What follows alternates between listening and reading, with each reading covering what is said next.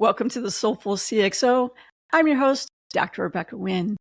We are pleased to have with us today Alex Brueckmann. Alex is the Wall Street Journal bestselling author of The Strategy Legacy, Secrets of Next Level Entrepreneurs, and Creating the Strategy Legacy. He is a strategy facilitator for executive teams, bringing his wealth of experience to companies from high-growth startups to Fortune 500 companies. His reputation as a global keynote speaker precedes him, as he delivers actionable insights on a range of topics from strategy and leadership to executive development to audiences around the world. Alex, it is so great seeing you again. Welcome to the show. Thank you very much for inviting me, and thanks for the warm intro, Rebecca. Well, you asked me just to go ahead and jump into it, so I have a key question to ask. I want to make sure I get this right. I've seen your writings. I've read your books. They're excellent, as well as things that you post on LinkedIn and in your newsletter. You have said several times, quote, great leaders actively shape their legacies, end quote. What do you mean by that? What I mean by that is that you do have a legacy if you want it or not. And if you want to have a positive legacy, that just doesn't happen on its own. You need to do something about that.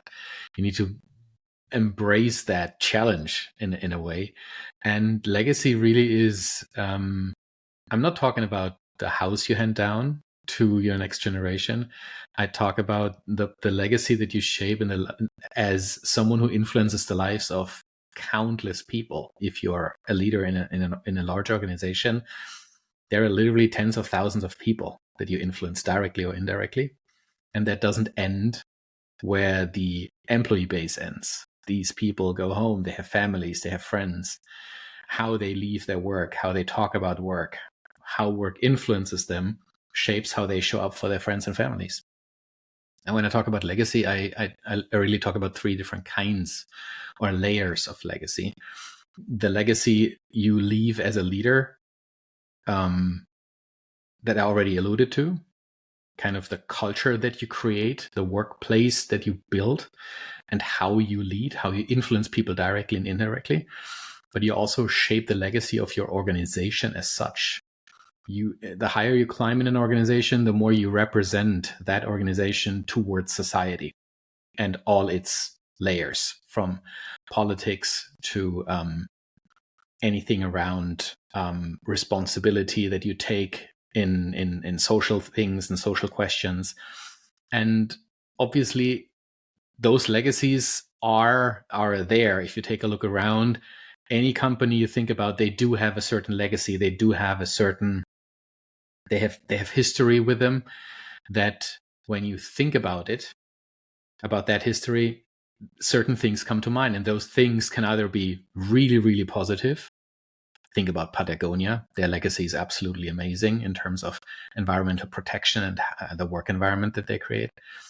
And then you can think of other players who have a really, really bad legacy, or a poor legacy, or a doubtful legacy.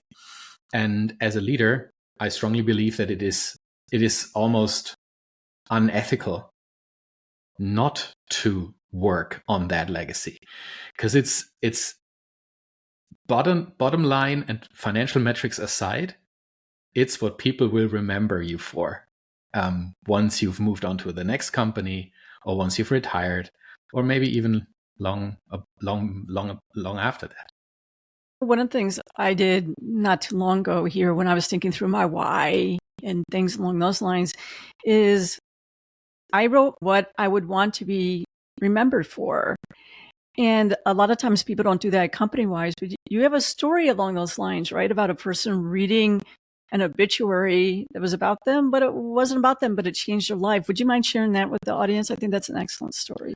I think that is a relatively well-known story about Alfred Nobel, the founder of the Nobel Prize.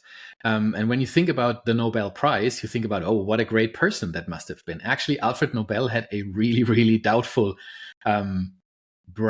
personal brand, if you want, during his lifetime, because he was actually the one who invented TNT, nitroglycerine.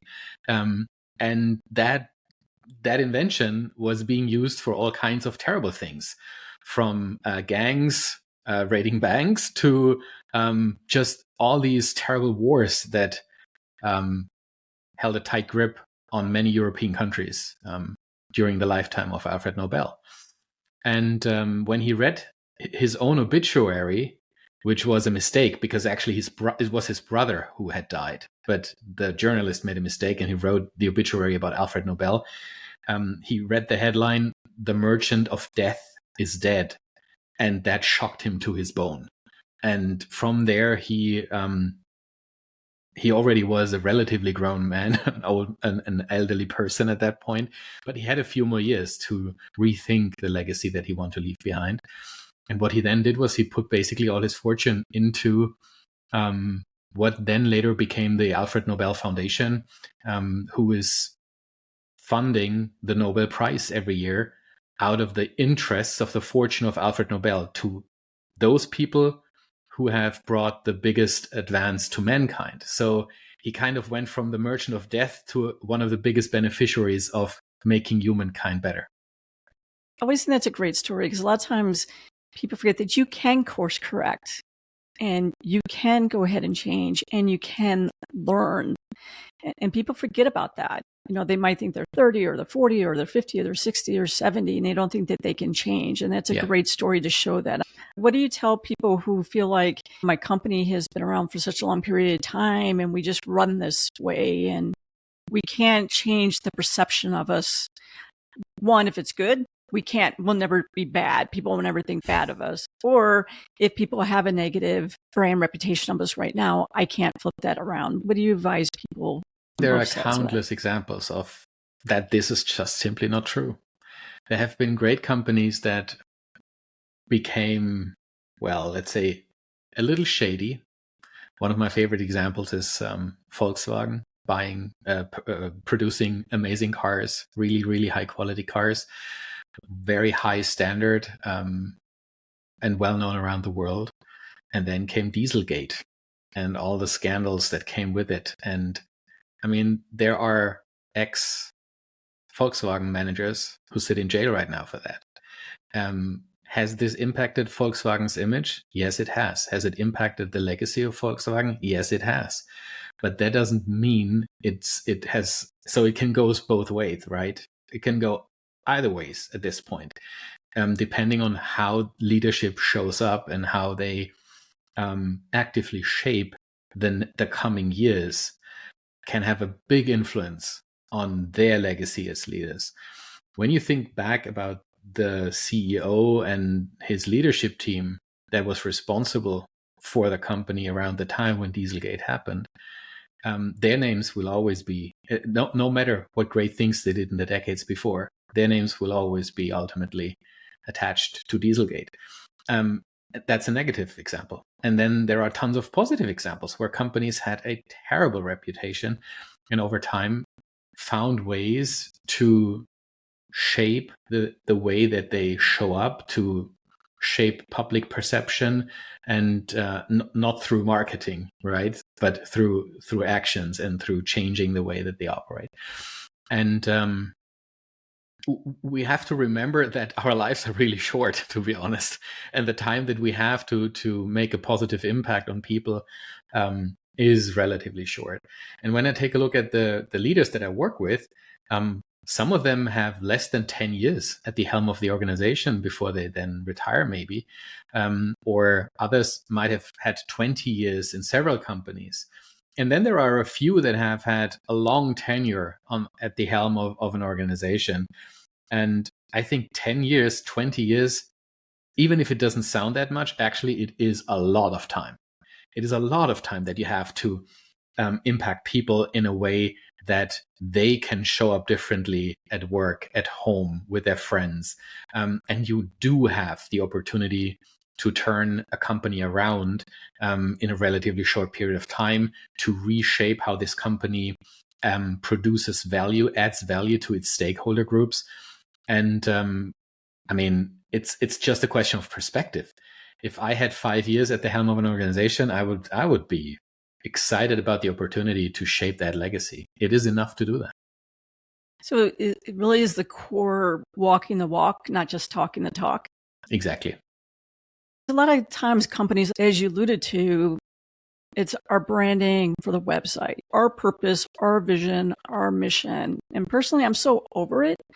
There's times where I've actually consulted companies or been with organizations, and I've alluded to their vision and their purpose and why I'm there. And I've even had in interviews where people are going, where did you get that? And you're like, it's literally on your website. That's what you're supposed to be standing for. What do you advise companies to do along those lines? They've gotten into this branding that we have to say this, but if it's not in your heart and soul, Soulful CXO, right? If it's not in your heart and soul, that's not going to go ahead and lead you to the clients. It's not going to lead you to the sales. It's not going to lead you to the workforce I think that you really want to have. It's going to do the opposite. It creates an image of you that you then can't live up to. And you're actually doing the opposite of what you intended to do.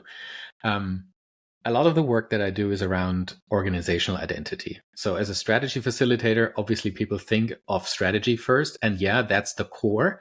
And I use the strategy process often to help my customers build more than just a strategy.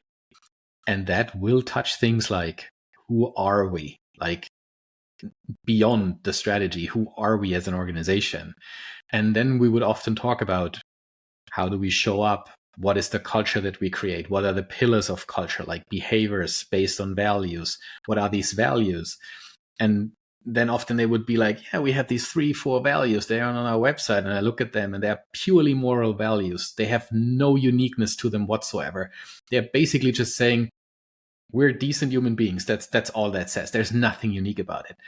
And then you would take a look at purpose statements and mission statements and vision statements. And all these things have a place if you use them intentionally for the right reasons and not for marketing purposes. You don't need those you don't need to have those on your website. Maybe your purpose statement, yes, and the impact statement, yes, because they have a reach beyond your financial metrics. They have a reach beyond the confines of your business. But everything else, your vision statement, your mission statement, that's for you. That's something that fires up those that work with you, that fire you up, that make you get out of bed in the morning because you want to be part of bringing that future picture to life. These words, these terms like vision, mission, they have been so overused in the public space, in the public sphere, that it's almost people start rolling their eyes when you talk about these things, because they have lost their mojo to a certain degree, because they were used in ways that they were never intended to be used for. So, and the issue is everyone thinks that they know what these things are. So imagine an executive team, 8 people, 10 people. Everyone has a different history. Everyone has read different books. Everyone has had different educational backgrounds. And now these people sit in a room together, and one of them goes like, we need a new vision statement. I bet that 8 people in that room, out of those 8, 9 have a different understanding of what that actually means and entails and how you use it. Just by having a vision statement, nothing changes. It's about how you use it, how you use the narrative, how you create that pull for your strategy. That's what your vision does. It paints that desired, compelling picture of the future of your organization. And your strategy is basically the few handful of the few choices that you make to get to that desired picture. It is a very, very interesting space to be in, just out of the reasons that we just discussed. It's kind of like anymore where when you talk about words that don't have a whole lot of meaning anymore, one of the things is transparency. We believe in transparency. Transparency versus non-transparency. What does that even mean anymore? Well, transparency is, it's a funny term because it's just like vision or strategy. Everyone has a different understanding of what transparency means. And I think the biggest misconception is that transparency means sharing everything with everyone. That's not transparency. That's just being unfiltered.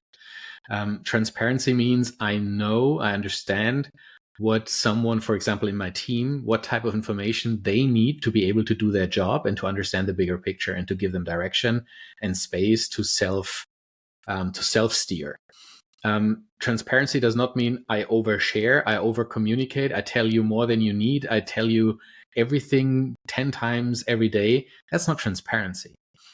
Transparency done right is purposeful information sharing with the idea or the goal that the person who receives the information, who experiences me as a transparent person, can build trust toward me. Like, transparency in itself is not something desirable. Transparency in itself is it's just nothing of value. If you use transparency, use it for the purpose of building trust between you and other people. Otherwise, it's just aimless. I've seen companies say we're transparent, so everyone has access to everybody's files, calendars, and things along those lines. And I'm like, that's nothing not to do with transparency. It's just mad. Exactly. And you're like, so then people just troll everybody's files to see what's going on and you don't get any work done. Today's workforce, for a lot of people, it's more than just a paycheck. They want to go ahead and see what the company is standing for, that they have longevity, and that they have a positive impact in some way. Not only about the company, it's not about always the dollars, about the greater good a lot of times. How do you advise companies about that? Because I think a lot of times we see that companies think it's only about either you believe in my greater good, therefore you'll take a really low paycheck, or we pay you, so you shouldn't even care about anything else. There are companies that, it's a spectrum, right? And there are companies everywhere on this spectrum. And there are companies who I wouldn't even expect to have a higher purpose. I mean, if you take a look at gambling, online gambling, where is the higher purpose? If you take a look at tobacco companies, where is the higher purpose? You can make up stuff, of course, but that is just, it's hollow and shallow, and people would see right through it. I know people who work for big oil and gas. I know people who work for tobacco. I know people who work for online gambling companies. They're not there because it's a very purposeful work that they're doing. Often it's because they just like their colleagues a lot and they like the work environment. And it's fun to be there for them. And they pay well. And that's what matters for them. And then there are people who find their joy and purpose through the work that they do. They have a different relationship to the work that they do. It's a bigger part of their personal identity. Those people will not just show up for a paycheck and for, I don't know, free fruit in the kitchen. You know what I mean? It's just, they need way, way more than that. They need to see that the 10, 12 hours a day that they might invest have meaning for them, because they create something that is bigger than themselves.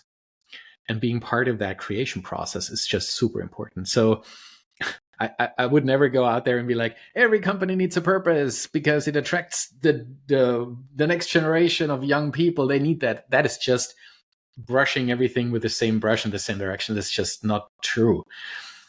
But if you have something that you can stand for, be aware of it and use it in purposeful ways, because it attracts the right kind of people. And if you then can live up to that promise that you make, you have an ally for a very long time. Some companies have 4, some have 5 generational people in the companies. I don't mean that you've been there for 5 generations. I'm just talking about those are the generations that are in there. And each generation sees the world different. They see work-life balance different, and they see that their purpose is different in goals. How do you advise companies to try and navigate that? Because I think companies fail to put that into their strategy, and I think they really should, because they're alienating a good part of the workforce because they're not tailoring certain things to other generations. For example, if you're a startup and you only are tailoring to the younger generation, you're missing a lot of knowledge because they've been there and done that, and they can help train up a younger workforce in what they don't know yet. And vice versa, a lot of times the younger workforce won't be attracted to a company. It might only have the older workforce, but a lot of times they know new technologies, they have a new way of seeing things. How should companies try and bridge that? 2 things that I would like to say to that. First of all, I'm not an expert on anything generational. Now, having said that, I actually don't believe in this whole concept of generations. If you take a look at beyond the age, we know right now that generations are merely marketing labels to put us into boxes so that companies can market to us based on, well, a certain need that they think we might have. And that is true for adult diapers, for example, and that is true for baby diapers. But everything in between, for me, that's just nuts. You see 20-somethings driving a Porsche 911, and you see 80-somethings driving a Porsche 911. The question is an entirely different one. The question to me is, how can a company understand what's driving people and then create an environment that helps those people live up to these values in the end? It's about values. What do we value?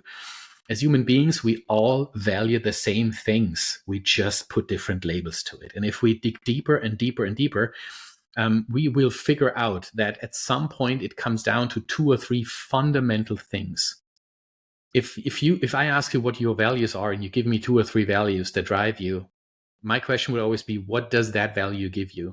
And if I ask that question 5, 6, 7, 10 times, you will reach the same word, the same level of emotional connection to that word that I reach to the same word, but my starting point might have been entirely different. We know from research that we have, as human beings around the world, regardless where you are, it's around 30, 35 values that we have. But if you dig into those, they all come down to 2 or 3 fundamental things.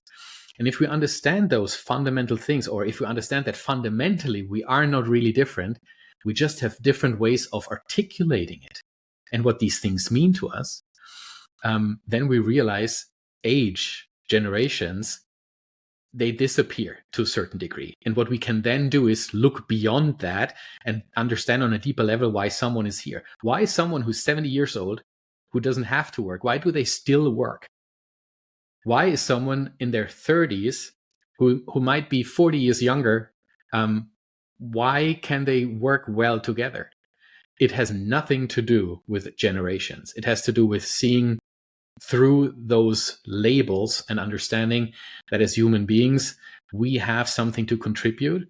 And as long as someone has something to contribute and does that in ways that other people can learn from it and understand it, I believe that learning and education goes both ways.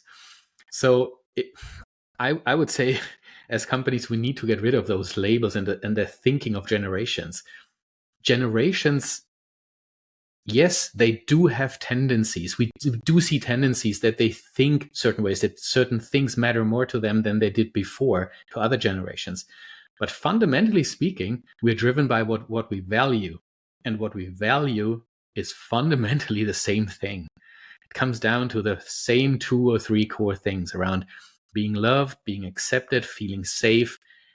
That is what we all want. And one way is looking at skill sets, complementary skill sets, when you build your teams along those lines. And then you will get people who have different experiences in different area, as well as living in different geolocation areas, should go in to help build your company better, because the broader skill sets, broader experiences helps you reach more people who are more similar to those type of people. It's in the end how you define diversity, Rebecca, right? Do I define diversity by ethnicity and gender and which Ivy League university someone went to? I mean, you can be really ridiculous about the topic, but if you take it serious, diversity is just, you can have 5 white men between 54 and 56 in a room, and they couldn't be more diverse. They might look the same. They might have went to the same school, but they could be extremely diverse just in terms of background, how they think, what type of experience they bring, what type of skill set that they bring. Diversity is all kinds of things. And obviously, age diversity and the experience that comes with it also plays an important role. For companies who haven't thought this way, and our discussion right now is a new way for them to think, how can they be better going forward in the future? If you start with strategy and then build your business structure, your organizational structure, your workforce and the capabilities that the workforce has based on your strategic goals, then you're doing the right thing. I don't think we should start at the end. We should start at the beginning. Of course, there are organizations that want to hit some DEI metrics, and there are organizations that feel they need to be the leader in certain, I don't know, in certain areas that look great to the outside world, but that often don't have much meaning in itself. They are a self-serving motive rather than something that is truly valuable for each stakeholder. If you work in an organization that has a great DEI score and you're still in a toxic work environment, that is not really helpful for you as an employee.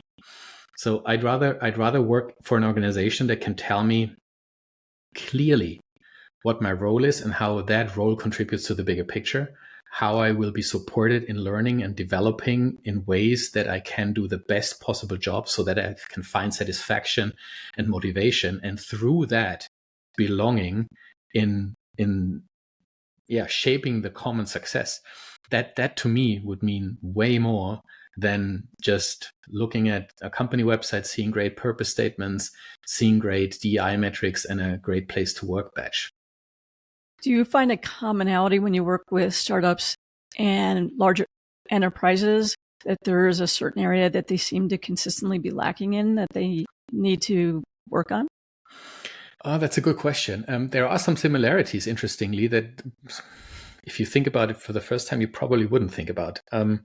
The first one is that regardless of size, a lot of these organizations don't really have a strategy, like a written down, clearly articulated business strategy.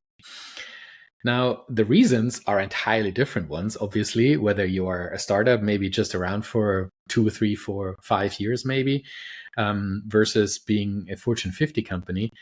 But the effect of that is the exact same in the organization.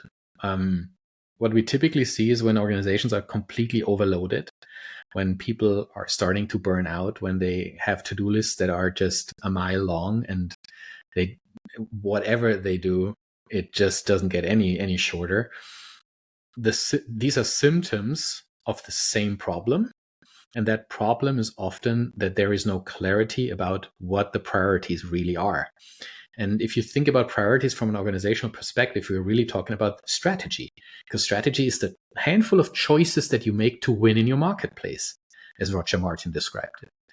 And in the end, that means is what are our priorities and how do those connect and make sense together? If you do not have that, and I've seen this just recently with a client of mine, 10 priorities today, 10 different ones tomorrow, and next week 100 new ones. It's just burning people out, completely overloading the organization. And that is surprisingly similar to small businesses or startups in high growth phases compared to large organizations.